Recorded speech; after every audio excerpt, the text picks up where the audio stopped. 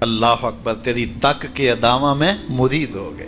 اس بوڑھی عورت کا قصہ بھی آپ نہیں بھول سکتے، جو گھر کا سامان باندھ کے اپنے دروازے پہ بیٹھی ہوئی تھی، اور اس نے سنا تھا مکے میں ایک جادوگر آیا ہے جسے ملتا ہے اس کا دین چھین لیتا ہے، کہیں ایسا نہ ہو کہ کہیں اس سے ملاقات ہو جائے اور وہ دین ہی میرا چھین لے، مجھے شہر چھوڑ دینا چاہیے۔ گھر کے تھڑے کے اوپر سامان باندھ کے بیٹھی ہے، حضور بھی گزرے، اس نے دیکھا تو کہا بھتیجے یہ سامان میرے سر پہ رکھ دے۔ حضور نے سامان اٹھایا، دیکھا تو بوجھل تھا، وزنی تھا، اور بڑھیا کو دیکھا تو کمزور تھی، تو کہا کہ بڑھیا اگر چاہو تو جہاں چاہتی ہو میں خود نہ چھوڑا۔ اس نے کہا اس سے بڑی مہربانی کیا ہوگی؟ حضور نے سامان اٹھایا ہوا ہے اور بڑھیا سے باتیں بھی کرتے جا رہے ہیں۔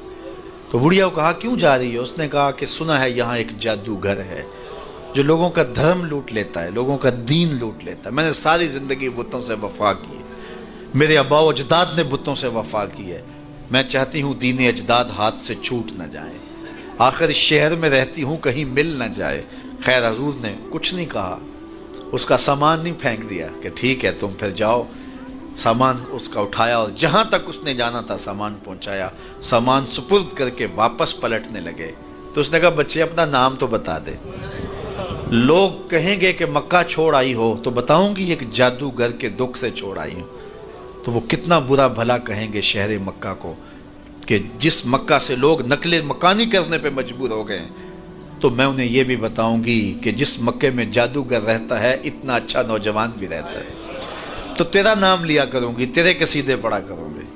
تو حضور علیہ السلام مسکرا پڑے، کہا بڑھیا جس جادوگر سے بھاگ کے آئی ہے وہ تیرے سامنے کھڑا ہے۔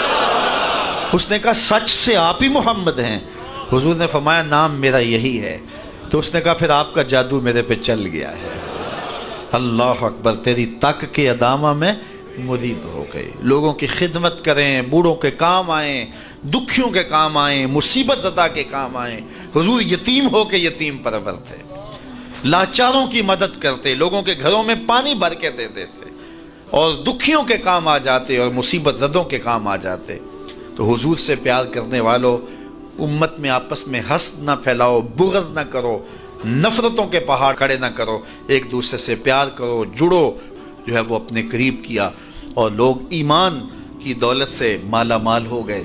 وہ ایک بچہ آیا نا اپنی ماں کے لیے لباس لینے کے لیے، اور پہلے وہ گیا اپنے چچا کے پاس، اس کی ماں بیوہ تھی اور اس کا لباس پھٹ گیا تھا، اور وہ اپنے چچا کے پاس گیا تو اس نے دتکار دیا۔ ماں نے اس کو روکا تھا بیٹا نہ جانا، لیکن اس نے کہا کہ تیرے بدن کے اوپر جو لباس ہے وہ بھی پھٹ گیا ہے اور جگہ جگہ سے جسم جھلک رہا ہے، تو میں اپنے چچا سے آپ کے لیے لباس لے کے آتا ہوں۔ پھر جو رویہ اس نے اختیار کیا تو واپس روتا ہوا آ رہا تھا، تو کسی نے راستے نے پوچھا کہ کیا ماجرا ہوا؟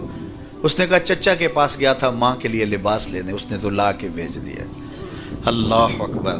تو اس نے کہا کہ جا سین حرم میں محمد نام کا ایک شخص بیٹھا ہوا ہے، اگر تو اپنا دکھڑا اس کے سامنے پیش کرے تو وہ امید ہے تمہیں رد نہیں کریں گے، لیکن سن لے ان کا دین کوئی اور ہے۔ اللہ اکبر۔ اپنے ماں کے پاس آیا تو ماں کو کہا کہ چچا نے تو لا کے بھیج دیا، لیکن آپ کی حالت مجھ سے دیکھی نہیں جا رہی۔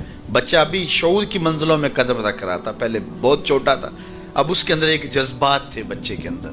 تو ماں نے کہا کہ بیٹا نہیں، ان کے پاس نہیں جانا، سنا ہے کہ جو ان سے ملے دین دھرم چھین لیتے ہیں اس کا۔ اللہ اکبر۔ تو حضور علیہ السلام کے پاس جانے سے ماں روکنے لگی، لیکن بچے نے کہا کہ امی میں پکا رہوں گا، بتوں کا وفادار رہوں گا، تم اس ٹینشن کو، اس پریشانی کو چھوڑ دو۔ اور حضور کی خدمت میں حاضر ہوا۔ حضور صحن حرم میں چادر اوڑے بیٹھے ہوئے تھے، اور جا کے کہنے لگا میں پہلے بات آپ سے کر لیتا ہوں، آپ کا دین میں نے قبول نہیں کرنا۔ حضور مسکرا کے بولے بیٹا بتاؤ کس لیے آئے ہو؟ کہا میری ماں بے لباس ہے، میں آپ سے لباس لینے آیا۔ حضور نے چادر رحمت اتار کے اس کے کندھوں پہ ڈالی۔ اللہ اکبر۔ وہ واپس آ گیا اور ماں پر حضور کی چادر اڑائی۔ اللہ اکبر۔ اور ماں نے کہا کہ بیٹے اس نے اپنا دین تو نہیں تجھے دیا؟ کہا نہ، میں نے پہلے کہہ دیا تھا تیرے دین نہیں مانوں گا۔ ماں کہنے لگی پتر اس کا دین ماننا چاہیے، یہ جس نے رحمت کی چادر ہمارے سر پہ تان دی۔ کچھ لوگ کہتے ہیں جی بس میں تو اللہ کی مخلوق کی خدمت کرتا ہوں، میں تو حج بھی نہیں کیا، اس کے پیسے بھی غریبوں کو دے دیے۔ وہ تبلیغ کرتے ہیں، لوگ نے لعاب پھینکا نا تو صحابہ نے اپنے ہاتھوں پہ لے کے اپنے منہ پہ بن لیا۔ آپ نے عشق اور محبت کی لوک داستانیں بڑی سنی ہوں گی، لوگوں نے نہریں بھی کھودیں، لوگوں نے محبوبوں کے لیے کیا کچھ نہیں کیا، لیکن آج تک آپ کو ایسا نہیں ملا ہوگا کسی محب نے محبوب کا لعاب بھی چاٹا ہو۔ کائنات میں یہ انوکھا باب ہے۔ تو حضور علیہ الصلوۃ والسلام نے فرمایا کہ تمہیں اس چیز پر کس نے ابھارا کہ میرا لعاب بھی اپنے چہروں پہ مل رہے ہو؟ انہوں نے کہا اللہ اور اس کے رسول کی محبت نے۔ تو میرے حضور نے اس کی نفی نہیں کی، لیکن ساتھ ہی فرمایا اگر کوئی چاہتا ہے کہ اللہ اور اس کے رسول سے محبت کرے اور اللہ اور اس کا رسول اس سے محبت کرے تو وہ ہمسایوں کے حقوق کا خیال کرے۔ یعنی تمہارا یہ پہلو بھی، تم عاشق رسول بھی ہو لیکن ہمسایوں کا بھی تو خیال رکھو۔ تمہارے گھر پہ جھنڈا تو لگا ہے حضور کے میلاد کا، لیکن اگر ہمسایوں کے گھر میں اندھیرا ہے تو یار اپنے گھر میں اس سال اگر چراغاں نہیں کر سکے، غریب ہمسائے کا میٹر کٹ گیا اس کا بل دے دو، آمنہ کا لال زیادہ خوش ہوگا، میلاد والا رسول زیادہ خوش ہوگا۔ اس لیے دونوں پلڑے برابر رکھو، نہ تو عبادات کے زعم میں تم خدمت خلق کو اور ہمسایوں کے حقوق کو، رشتہ داروں کے حقوق کو بھول جاؤ، اور نہ یہ کہ تم خدمت خلق کے نام پہ عبادات کا مذاق اڑانے لگو۔ وَكَذَلِكَ جَعَلْنَاكُمْ أُمَّةً وَسَطًا۔